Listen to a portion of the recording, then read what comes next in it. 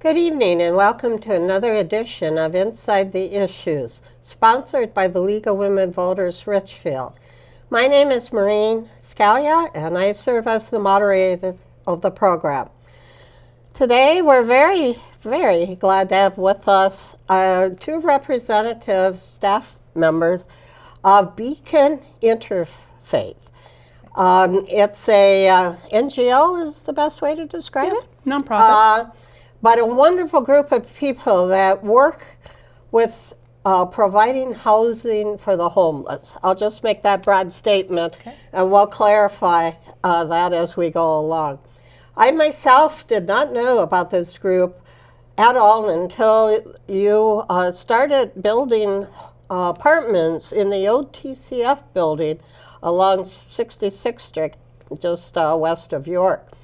And I've learned more, and I'm very happy to be able to let the audience learn more about Beacon Interfaith. My two guests on the show are Craig Johnson. He's the ambassador and tour manager for Beacon. And then on my far left is Kat Van. She's the congregational organizer, and we will find out what that means. Welcome to the show, and again, I thank you for being here. It's our pleasure. Yeah, thank you. Craig, do you want to start out? How did you ever end up with Beacon? That is quite a story. My name is Craig Freeman. I'm the ambassador. I mean Freeman, jeez. That's all right. I am the ambassador and tour manager, which means my job at Beacon is to, well, do things similar to this, not quite this usually, but I introduce folks to what we're doing at Beacon and show them why they should get involved and how they can get involved. I ended up here a rather circuitous route. I started as a litigation attorney. I was an attorney? Yep. Yeah, I was a litigator for about a decade. And as the years rolled on, I became less and less happy with that choice. I enjoyed the work, but I often felt that at the end of a matter, even if my client prevailed, I'd made the world just a little bit worse.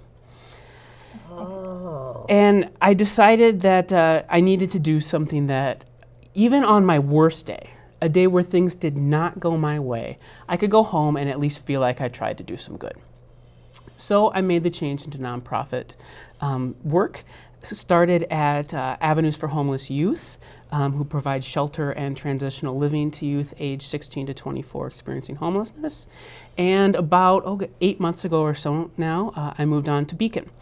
A lot of Avenues youth move into Beacon. In fact, when 66 West first opened, about 6 youth from there moved in. So I like to say I just took the next step with those young people. With the young people, you followed them. Well, that's fascinating.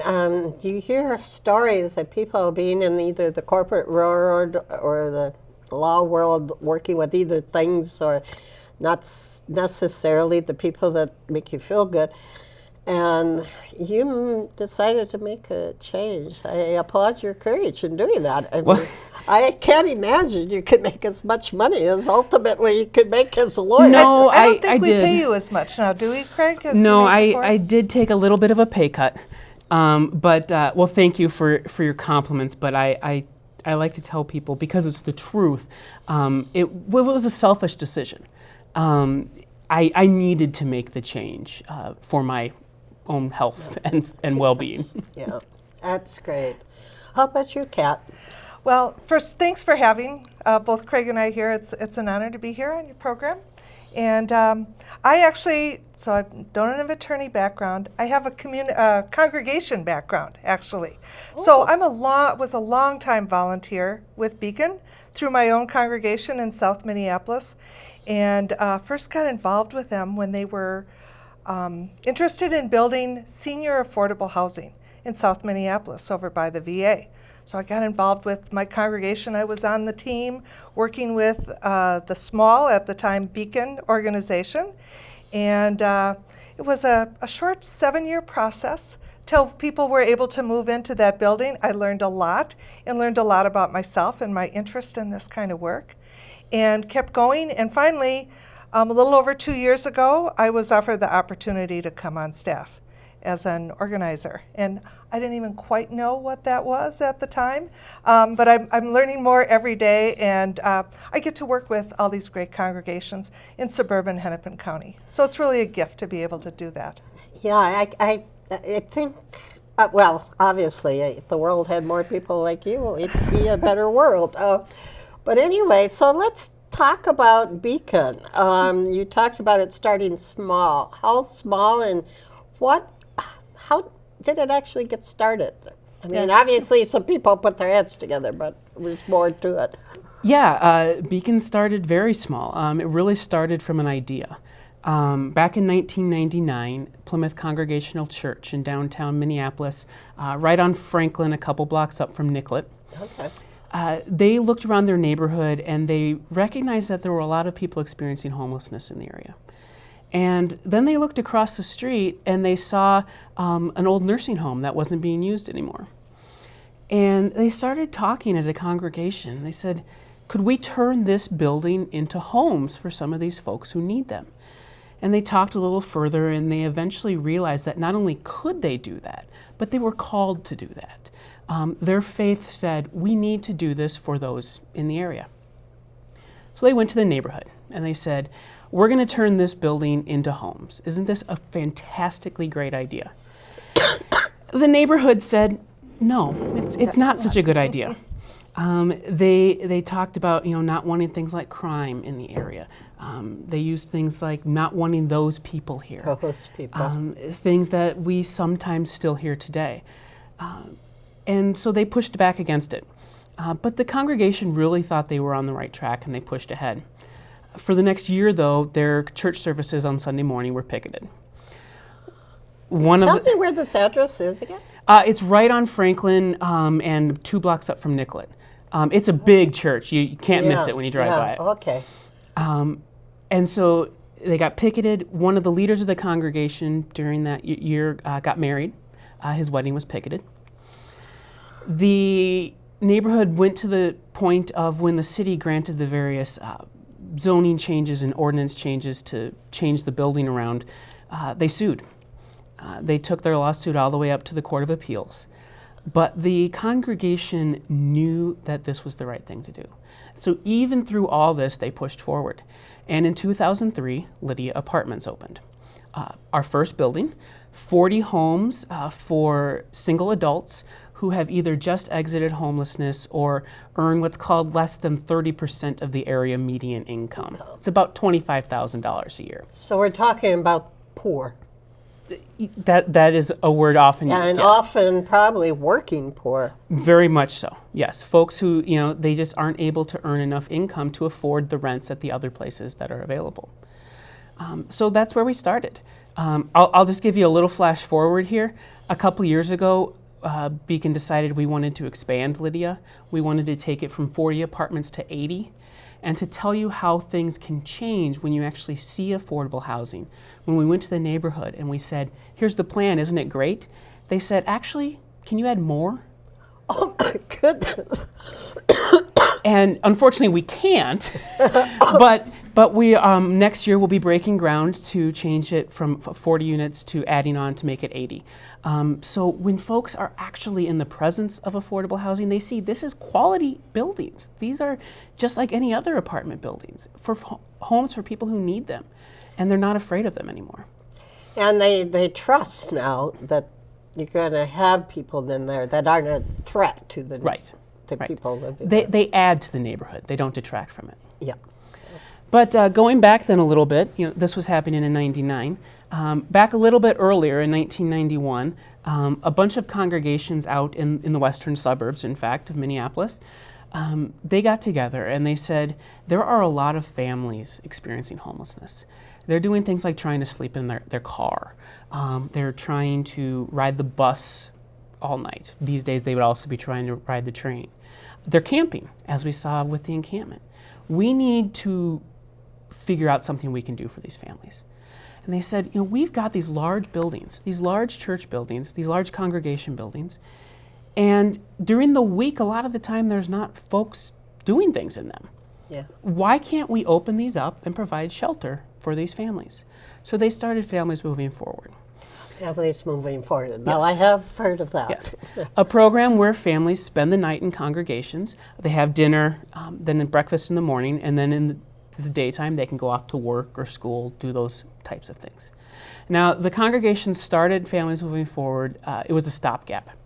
It was a temporary response until there was enough affordable housing for families.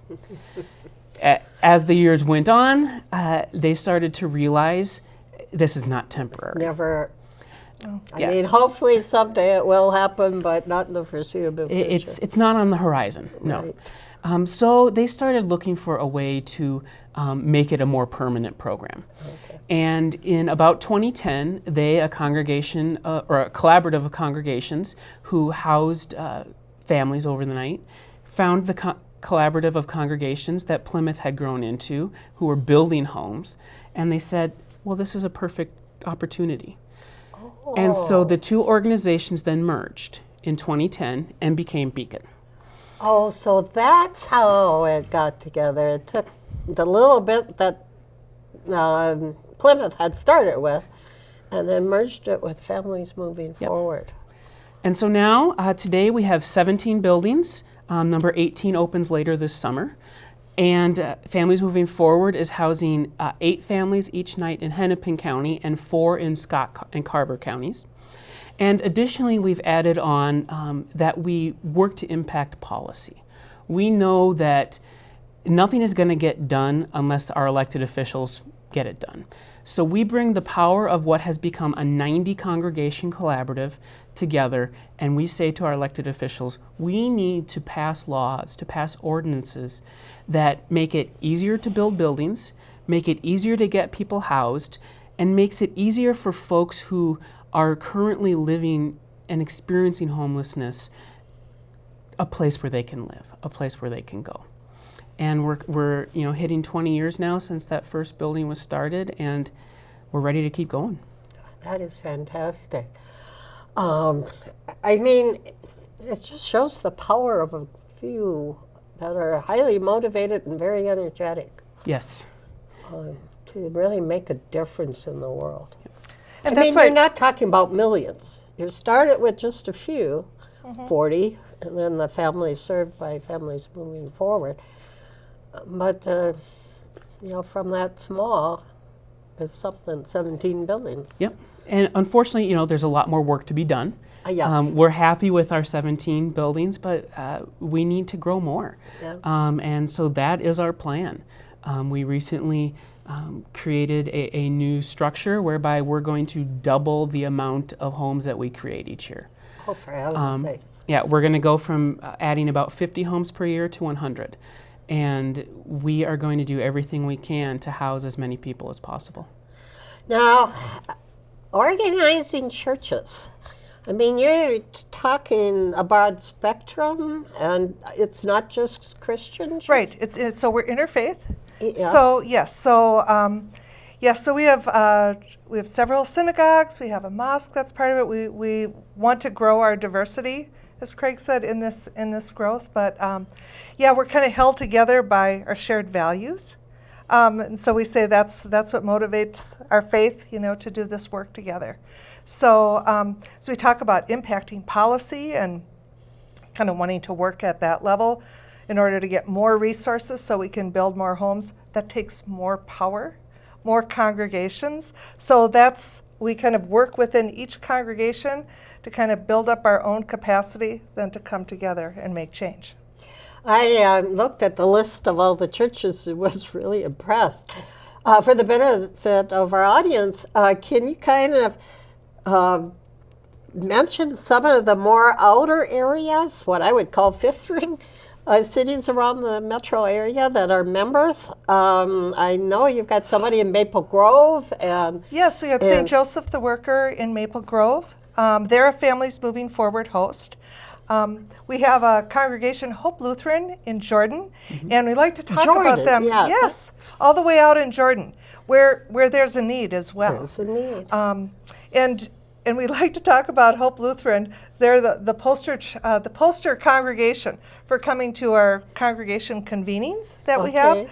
And I remember the first time where I believe we were in Edina at a gathering where we invite all the congregations to come together for information, inspiration, and to plan our next effort. And they came with a bus full of 40 people from their congregation, all the way from Jordan 40? to Edina. Mhm. Yeah, so they're very committed. That So is incredible. yeah, so we're trying to grow that commitment within each of the congregations. And so lots of folks all over. And I mean, you go almost all the way to Wisconsin. There's on the east side. Mm-hmm. So we're just, my colleague Chris Smith is organizing in St. Paul on the, so we're kind of expanding there. We have several congregations. Oh, that's right. You're mostly west and maybe northwest, Yeah. and southwest. Yeah, Okay. but we're moving east. Oh, you're moving we are east, moving okay. east. And Craig can probably tell you about Prior Crossing a little bit. You've given tours Absolutely. at Prior Crossing. One of our St. Paul buildings.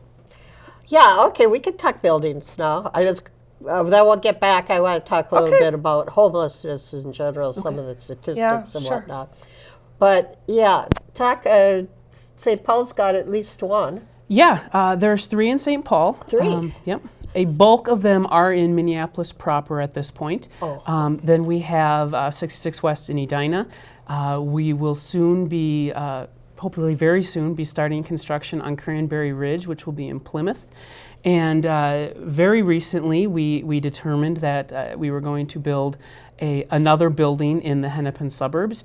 And Kat is in charge of the team on that, and they will be announcing the specific location for that later this month, April 25th. Mm-hmm. Make sure I get that right. And so that will be, along with another one we're announcing, will be going right up to 21 buildings when these all come on board. They serve a variety of populations. We have 3 buildings that serve youth age 18 to 24.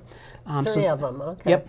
So that is 66 West in Edina, Nicollet Square in South Minneapolis, and Prior Crossing in St. Paul. Across the 3, there are 125 homes. They're all efficiency apartments. So they have kitchen, bathroom. They come with a bed, a dresser, tables, and chairs. And that actually makes us the largest developer of supportive services homes for young people in the state. We are both very proud of that because it's always nice to be the best, and sad about that because it's only 125 homes. And we know that every night in the state of Minnesota there's about 6,000 young people under age 24 homeless and unaccompanied. So we need a lot more. And maybe I will digress just briefly into homeless so we can get back to it. But in the adult homeless, a lot of those are mentally ill. But with the youth homeless, is the mental illness a significant factor, or are youth homeless just because they're aging out of welfare, and or I should say not welfare, foster homes? And or maybe mom and dad kicked me out? Mental illness, actually, when it comes to folks experiencing homelessness, is kind of a chicken or an egg situation.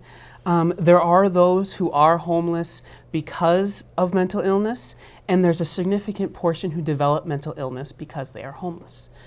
When you're living on the street and you're trying to stay warm, you're trying to do things to be safe, mental illness can very easily follow. I mean, depression, anxiety, those things, I can't imagine how difficult what folks experiencing homelessness have to deal with on those areas. So often the mental illness can develop later.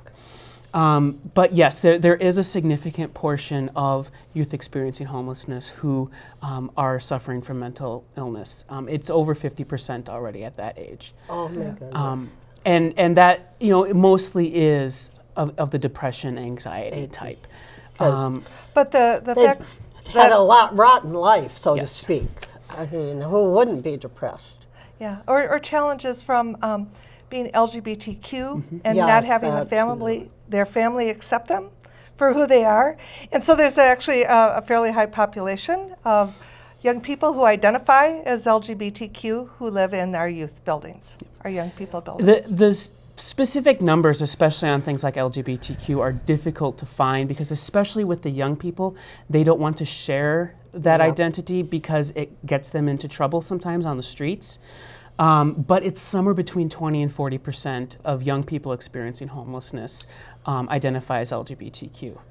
Similarly, I have to stop and say, because the percentage of youth who are whatever the whole acronym thing, the percentage is so much small. It's about 8%. Small portion of our population, and to see the number of 20 to 40. Yeah, it's about 8% in the general population. 8%. So we're seeing up to 5 times. And to be clear, most of those young people are not homeless because of their identity. It's not a situation where families are kicking them out, usually, because they are LGBTQ.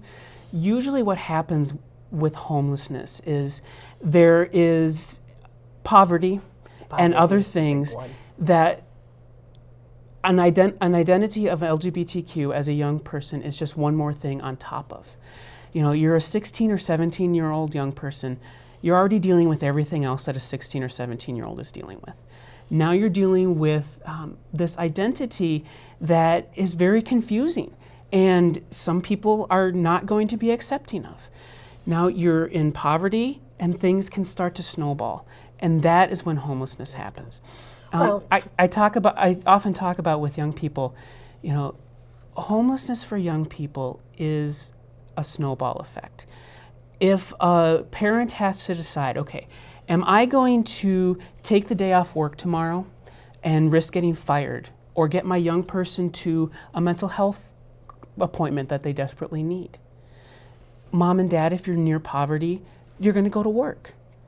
If you have to decide, am I going to spend money this month on rent or on getting chemical dependency help for a young person, you're going to spend the money on rent. So especially with young people, homelessness occurs because it's that one more thing on top of poverty, which is also why we see disproportionate numbers of folks experiencing homelessness being people of color. Over 70% of folks experiencing homelessness in the state of Minnesota are people of color, compared to about 30% of the population as a whole. And that really is because it's one more thing on top of this generational poverty and these structural issues in our society that have set people of color up to fail in many cases. Yeah, slavery just was so horrendous, both in family structure and the history of family structure, and then what it did to people. I mean, the poverty coming out of, you know. And then we went directly from slavery to Jim Crow. Yes, and folks still weren't able to build wealth or those types of things. And then even when we got out of Jim Crow, and even in the state of Minnesota where Jim Crow technically never existed, but it did. We had things like redlining and those types of things that forced people to stay in areas and in places where they were unable to make good livings and take those next steps so that they could build generational wealth. And that is why poverty has become so generational, especially in a state like Minnesota where we have some of the worst racial disparities. It might even be the worst racial disparities in the country. And it's something that we need to do something about. Yeah, I mean, you know, my ancestors were able to come, not that meant far back, but they were able to come and get 160 acres of land free. Mm-hmm. That was not possible for the slaves and their children. I mean, it just was not possible. First of all, they were in the South. That's what they knew. That's where they lived. Mm-hmm. I mean, they weren't. Government policy is complicit in the situation that we have today. And local government, too. I mean, you look at, there's about, so kind of just veering off a little bit, there's like 35 communities in Minnesota that were sunset communities, where people of color, black people, were not allowed to be in after sunset. And, you know, right, not very far from us. So there's just a long history of things that bring about trauma like you were And- talking and- about. Yeah. The physiological, biological, biochemical studies are now showing that because kids growing up in what I call the flight or flee response, running on adrenaline because of their poverty and issues in the family background, those kids, I hate to say it, bear the residue. I mean, they're Trauma. damaged, you might say, in some ways. Generational trauma is a real thing. Generational trauma, that's the word I was searching for. Yeah. It's real and it's horrendous. So we get to work to make an impact, to we open better up get back to what opportunities. Beacon Yeah, did. Why? well, no, that's- Now we know why No, but you're this is here. important. So addressing or being aware of racial disparities and inequities, especially related to housing, that's one of our priorities and it's one of our values. So it is important. So it was worth spending time on, Marie. So But getting back to our buildings. Yeah. So That's I where we mentioned left it. I mentioned our 3 youth buildings. me. Yep, not a problem. We also have a family building, which is Creekside Commons, over across the parking lot from Mayflower Congregational Church, if you know where that is in South South Minneapolis. Minneapolis, Yep. yeah. 54th somewhere's in that area. Exactly, yep. So that is a place for families. We have 2, 3, 4-bedroom apartments there. And we're in the process of getting ready to do a lot more as far as families go. We see how rare those affordable 2, 3, and 4-bedroom apartments are. So our immediate future is to create a lot more. That's what Cranberry Ridge is in Plymouth. That's what the new building in the south or in the western suburbs is going to be. That is what we're going to do in sometime in the future in Scott County. We're going to create a family supportive building there, and another one in Minneapolis, probably in North Minneapolis. We know those buildings are absolutely vital. We also have a lot of buildings for single adults. We have some that are like Lydia for folks who recently experienced homelessness or are earning less money and need a home. And we have some that are significant supportive services under what's called a Housing First model. And what that is when someone has a significant mental health issue or chemical dependency issue and they're experiencing homelessness, they may well be in a situation where they aren't in position to deal with those other issues. Without having a place to lay their head at night, they're not going to be able to kick their chemical dependency habit.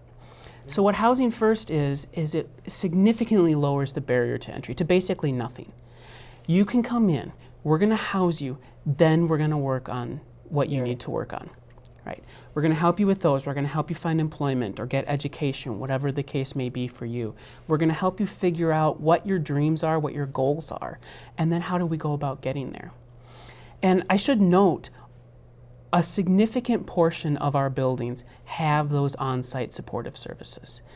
We believe that supportive service housing is really how we defeat homelessness. Having the ability to have someone right there who is an expert and can help you figure out what you need to do to get where you want to go is absolutely vital. So what we do with that is we understand we can't be experts on the various populations we serve. So we contract with organizations who are those experts. So at 66 West, for instance, we partner with Simpson Housing. They provide the services to the residents. At Nicollet Square, it's YouthLink. Prior Crossing, it is Wilder Foundation. In our Housing First buildings, it's a Vivo. In Cranberry Ridge, it's going to be Interfaith Outreach. These organizations that really know what they're doing and can help these folks. Then the last building I want to mention is the one that's coming online in sometime this summer. It was supposed to be July 1, but the polar vortex slowed construction down a little bit. So now it will hopefully be August 1. And that is Great River Landing. It's in the North Loop in Minneapolis, and it is 72 homes for men who have recently exited incarceration. We know when folks leave incarceration, they have 2 huge hurdles. They don't have a rental history, and they don't have a work history. And in order to build those two things, they need to get a start. But oftentimes folks get screened out for both housing and jobs based on criminal history. So with Great River Landing, we're partnering with Better Futures Minnesota, an organization who has worked for years to find employment opportunities for men in this situation.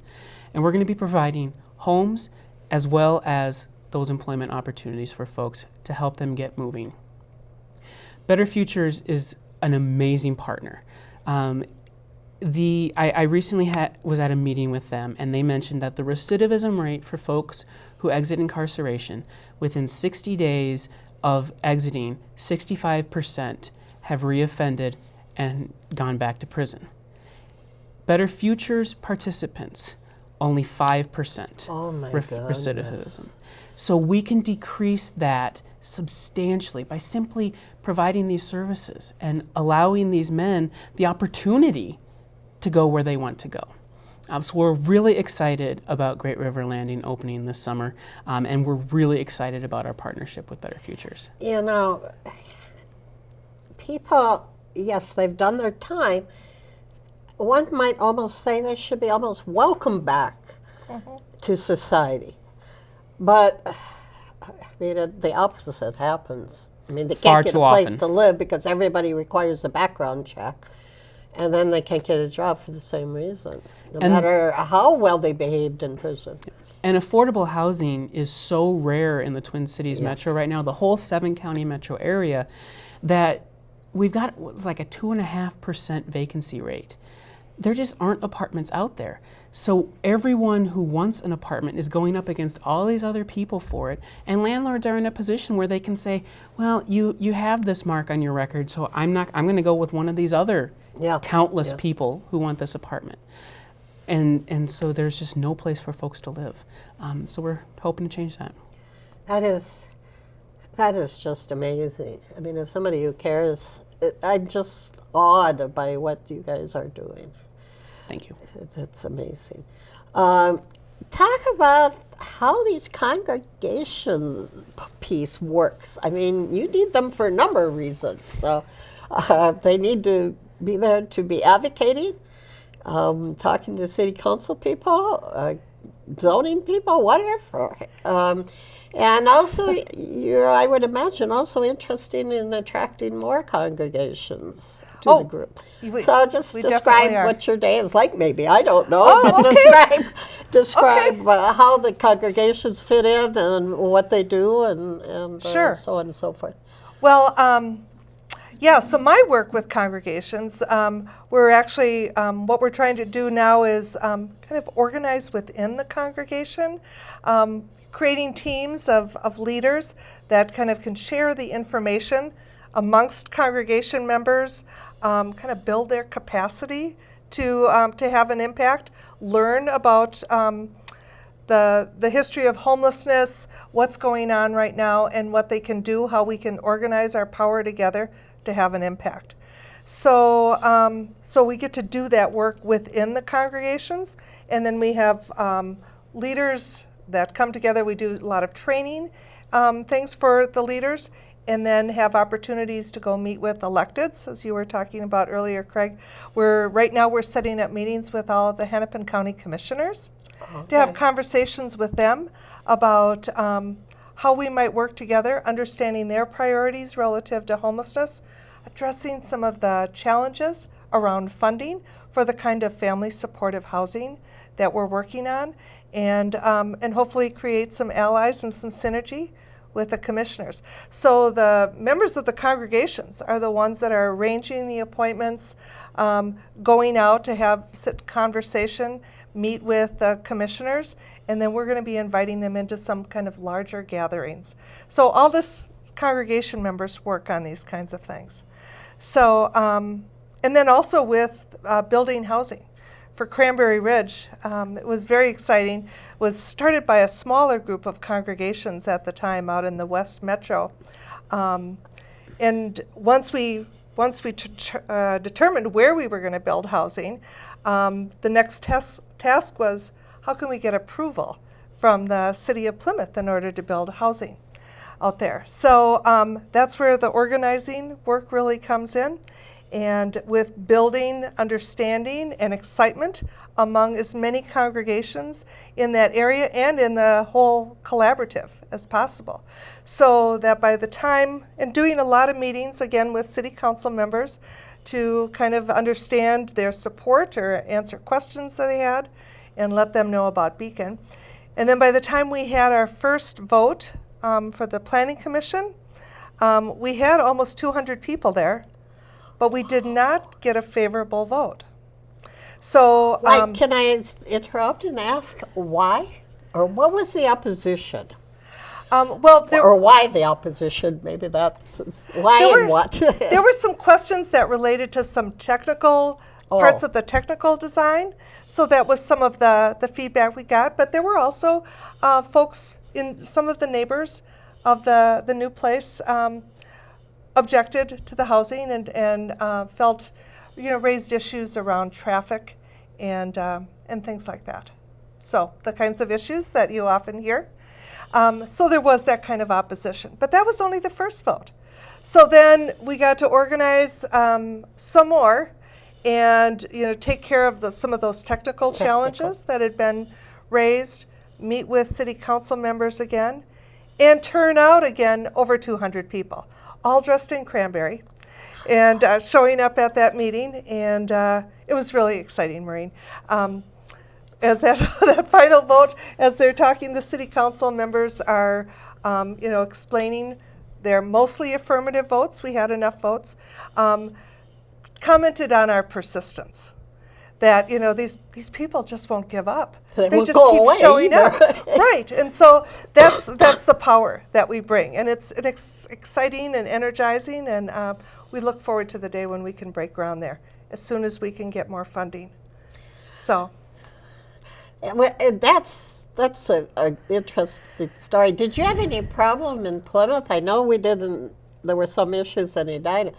Did the Plymouth people recognize that there was homelessness in Plymouth? Yeah, I would say. They did. Yes. Okay. Well, yes, and certainly our partner, Interfaith Outreach, could speak to that problem or that challenge very because you clearly. have the statistics. Oh, right, because that's the population that they're serving with their.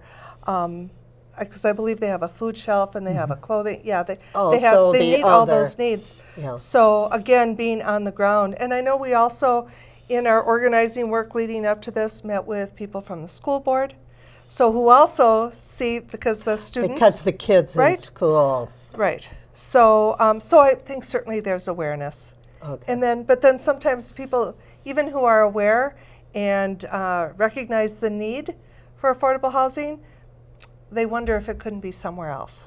So not on my block. but it's going to happen. Yeah. There. So there was also a lot of support too. Yeah, Kat and the other organizers do an absolutely amazing job of turning out these congregations and getting them in a position where they can really do the hard work that she's been talking about. Because the entity Beacon itself, its staff, can't do that part of it. We're a small organization. We only have like 30, 35 employees.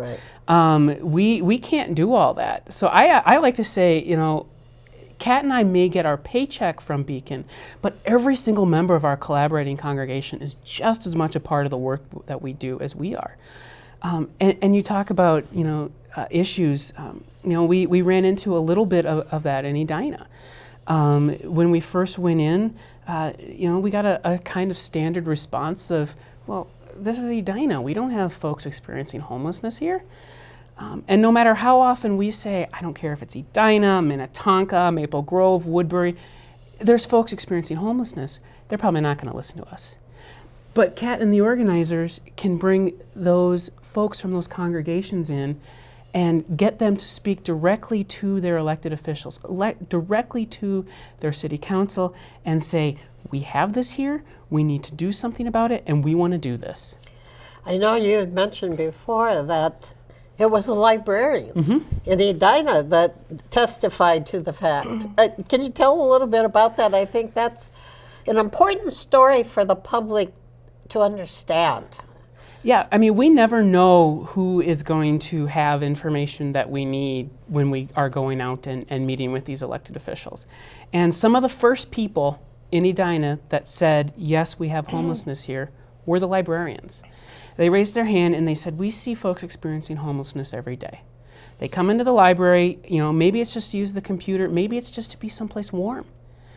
And they were able to start convincing people that, oh, you know, when my son's friend spent 2 weeks living on our couch, he was experiencing homelessness. Or, you know, I did see a family that was maybe sleeping in a car, and kind of start to get that ball rolling. And so we have a very special relationship with the librarians now at Southdale. There is in 66 West a library that is full of Hennepin County Library books. The librarians come in once a month and change them out. And there's a little box where if any of the residents have a particular author or genre or book they're interested in, they can put in a request. And they really keep that running so the residents there can grab books and go and read them at their leisure. So it's a relationship that we honor, and it would not have happened without the wonderful organizing work that they do. Yeah. And I think, you know, we're all so busy. And as we're rushing from place A to place B, we really don't stop to really notice people around us. And, you know, how many times have I been at the Southdale Library? And it wasn't until you brought it up that I started paying a little more attention. Oh yeah, I'll bet he's homeless type of thing. And yet that person may have been there for months and maybe even years, for all I know. One thing that we've been in some ways very thankful for over the past few months is the Wall of Forgotten Natives, the homelessness encampment along Hiawatha in Minneapolis. They probably finally got it up to people's... Our executive director has said they brought affordable housing from not even being in the newspaper to being on the front page.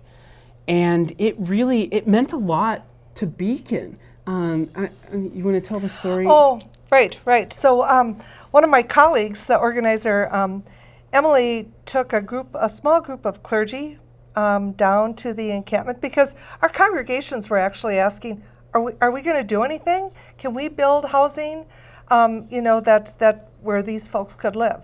So they took a small group of clergy, went down to do a walk through the encampment. And so Emily, wearing her collar, because she's clergy, a gentleman came up to her and asked her, where is God? Where is God when there's a child sleeping outside? And so it's a challenge to us, right, as people of faith. And it inspired us to ask the members of the collaborative, are we ready? Are we prepared to do something? Is this something that we adjust our plans? Let's add this to our work. And so they came together and gathered and said, yeah, everybody raised their hand and said, yeah, let's do this. Let's make this happen. So that's one of the new launches that Craig was describing.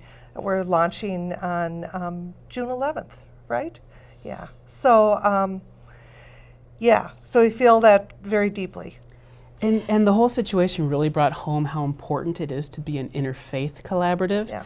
Because when Emily was telling that story to another group of clergy, a representative of the Northwest Islamic Community Center raised his hand and he said, in Islam we have a belief that where there is suffering, that is where God is.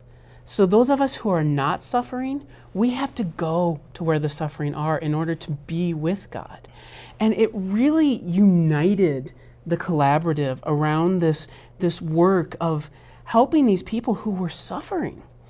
And we were thrilled that the very first person to move out of the encampment into housing moved into one of our buildings. Oh. And we've been able to move a number of them out into our buildings. I know they're up over 100 who have been moved into housing to overall, not all to us. But yeah, this building that we're going to be building in downtown Minneapolis is going to be for folks experiencing issues like the folks at the encampment were. And we're actually partnering with a Native American tribal band, and it will be a building for Native Americans experiencing homelessness. Yeah, and of all the people who have a right to a home, I mean, who better than the First Peoples? You know, it's just, it's just unbelievable that they have no place to put their head. Right. Now, granted, some people might say, well, they brought some of it upon themselves. But again, no, that goes back generations. Historical trauma again, right? Yeah. You know, Nobody brings this on themselves. No one At deserves it. Beacon, we are united by a vision, a very singular vision that all people have a home, no exceptions. Yeah. We don't care who you are, what you've been through, what you've done. You deserve a home. Home is the basis for everything else. Without that, being successful is nearly impossible. I love to tell a story of a young woman named Tanika. Whenever I go into one of our apartments, and I do that regularly, I give tours of our buildings, and we always see an apartment. So whenever I go in there, I remember her. She was a young woman who was experiencing homelessness. She was, I think, 18. And in order to have a place that was somewhat warm and somewhat safe at night, she was riding the bus up and down University Avenue in St. Paul all night long, back and forth, back and forth. And she was still in school at the time. So in the morning, she would get dropped off and she would go to school and try and learn. After having tried to sleep and tried to be safe on a bus. That's not a recipe for success. She got an apartment in our Prior Crossing building, which is on University Avenue. I don't know which side of the building her apartment was on. I wish I did, but I always picture it on the side that overlooks University Avenue. And I picture her walking into that apartment for the first time and looking out her window, and seeing the road that she had driven up and down how many hundreds, maybe thousands of times. And now she's in a place where she's warm, she's safe, she can get a good night's sleep, and when she goes to school the next day, she can actually be successful. Yeah. That is the work that we do at Beacon. That is what we mean by everyone having a home. You deserve, as a human being, to have that place where you can launch yourself from and be successful. And the very difference between a house and a home also says something that people need. They need to be in a place where they can believe that they're welcomed, somebody appreciates them for who they are. I mean, that's almost as important. I mean, obviously food and shelter are probably up there, but people cannot just live in a house. I mean, to be a home, you need that one extra thing. And that's why we work so hard in Families Moving Forward to get families out of that program. As great as it is for them to have a roof over their head in these congregations, we want them to have a home. We want them to have that apartment or that house, whatever the case may be. And so we work with them to find where they're going to go next. There just aren't enough places right now. Yeah. And let's talk a little bit about money and some of the other things that go along with that. A lot of things go along with that. But where do you get the financing now? So you think you've got a building.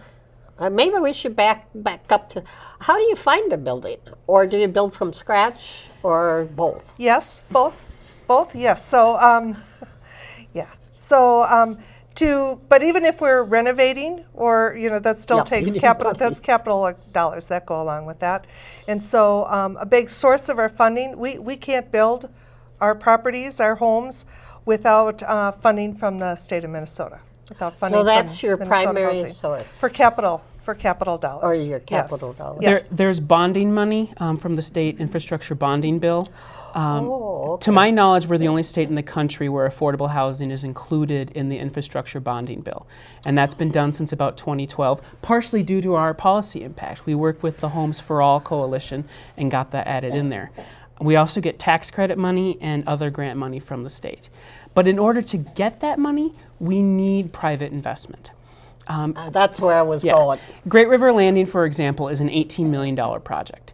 We got $1.2 million donated by private entities, and then we were able to leverage that money to get these various state funds that is getting an $18 million project built.